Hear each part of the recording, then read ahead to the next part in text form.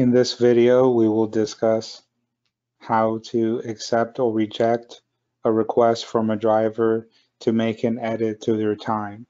So there are two ways that you will be notified if a driver needs to have their time corrected. First is an email.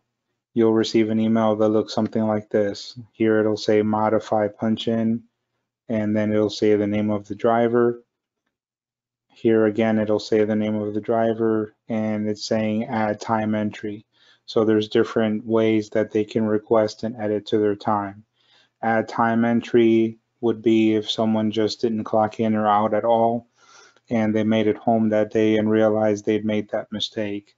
Modify punch in would be if they forgot to punch in at the beginning of their day, but maybe they did clock out or punch out at the end of their day. The other way you can be notified is when you log into your Kronos account, you'll see the mailbox here or the notification bell, and you'll see the request here on this tab.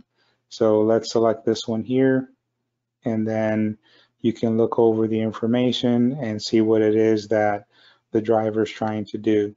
So for example, this is the current timesheet from 7 a.m. to 5 p.m. And what this driver is requesting is to actually have that corrected to 9 a.m. So they might have punched in 2 hours early. So what you can do is hit approve, and you can write a comment, but it's not necessary. You can hit approve, hit OK, and then when that driver logs in, they'll be able to see that the change has been made.